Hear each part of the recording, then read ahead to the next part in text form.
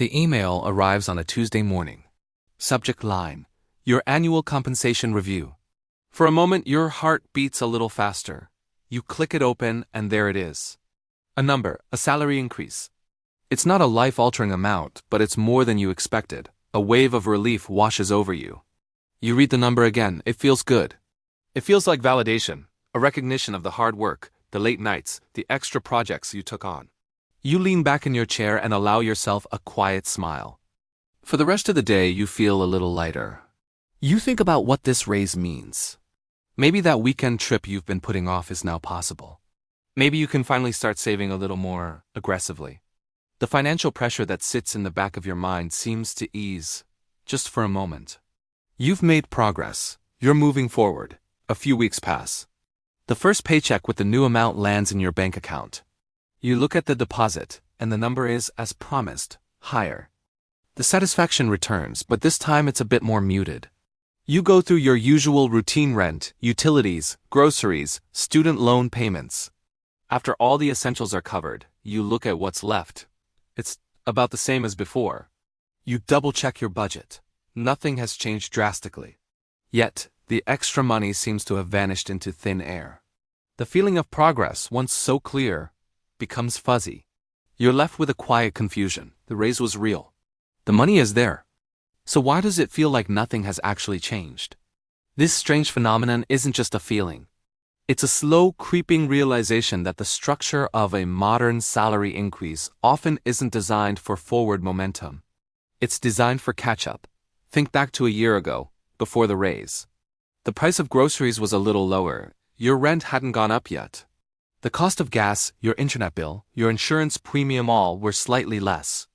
Over the course of 12 months, these small, incremental increases chipped away at your purchasing power. Each one was barely noticeable on its own, like a slow, quiet leak. You didn't feel a sudden financial hit, but the pressure was building steadily, almost invisibly. Your old salary was buying you less and less each month. So when the raise finally arrives, it isn't really a step forward, it's a patch. It is the system's way of bringing your compensation back to the baseline of where you were a year ago. The raise isn't designed to improve your life. It's designed to stop it from getting worse. It's a corrective measure, a response to the erosion that has already occurred. You weren't getting ahead. You were just being pulled back from the edge of falling behind. This is why the initial relief is so quickly replaced by a sense of anticlimax. The new salary doesn't unlock a new lifestyle. It simply allows you to maintain your current one in the face of a more expensive world. Then there's the matter of responsibility. A salary increase rarely comes without new expectations, both spoken and unspoken. The promotion that came with the raise, or even just the raise itself, often signals that more is now required of you. The projects become more complex. The deadlines become tighter. You're expected to lead meetings you used to just attend. You're asked to mentor junior colleagues. Your mental workload quietly expands to fill the space created by the new compensation. The 8-hour day bleeds into a 9-hour day. You find yourself checking emails later into the evening, thinking about work problems over the weekend. You are, in effect, trading your time and your mental energy for that extra income. And when you calculate the true cost, the equation becomes even less favorable. If your raise amounted to an extra couple of $100 a month, but you're now working an additional 10 hours a week, what is your new hourly rate? Often, it's the same, or sometimes even less than what it was before. You're not being paid more for the same work. You're being paid for doing more work. The financial gain is offset by a loss of personal time and an increase in stress. The raise isn't a reward for past performance. It's a down payment for future effort. The system has simply recalibrated. You have a new title and a bigger number on your payslip, but your quality of life, your free time, your ability to disconnect, these have not improved. They may have even diminished. We also tend to anchor our financial reality to specific milestones. When you first accepted your job, you looked at the salary and planned your life around it. You chose an apartment you could afford, set a budget for groceries, and figured out how much you could spend on leisure. Your entire financial identity was built on that number. A year later, when inflation has made everything more expensive, you're still mentally anchored to that original lifestyle. The raise feels like it should be an addition, a bonus on top of your established life. But in reality, its primary function is to keep that established life viable. It's a subtle psychological trap. We see the raise as a gain, but the economy treats it as a necessary adjustment. The money was already spent, in a sense, before it ever reached your account. It was earmarked to cover the rising cost of your existing life. The dream of a better future, of greater financial freedom, is what makes us strive for the raise.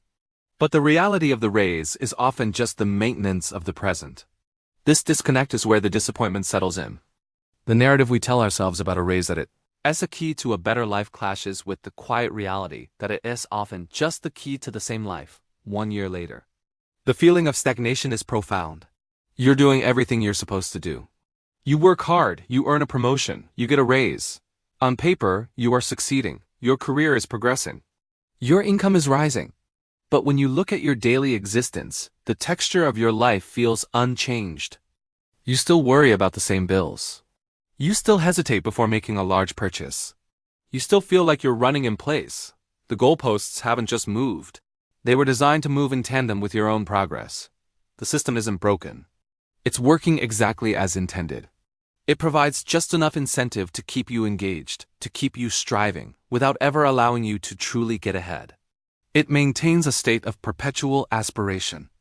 This isn't about being ungrateful. The raise is, of course, better than no raise at all. It prevents a definite slide backward. It keeps the lights on and the rent paid. But the quiet frustration comes from the gap between expectation and reality. We are taught to view a salary raise as a milestone of success, a tangible marker of upward mobility. We expect it to create breathing room, to open up new possibilities. We expect it to feel like a victory. But when the dust settles and the extra money is absorbed by the quiet, relentless hum of rising costs and expanding responsibilities, the victory feels hollow. The feeling of progress was fleeting, an illusion created by a momentary jump before the slow, grinding reality of the economic treadmill pulled you back into the same steady pace. And so you find yourself, months later, looking at your budget again. The numbers are bigger, both on the income and the expense side. But the final number, the one that represents your freedom, your savings, your future, that number has barely moved. The initial excitement of that Tuesday morning email is a distant memory. It has been replaced by a quiet, persistent question. If a raise doesn't actually change anything, what is its purpose?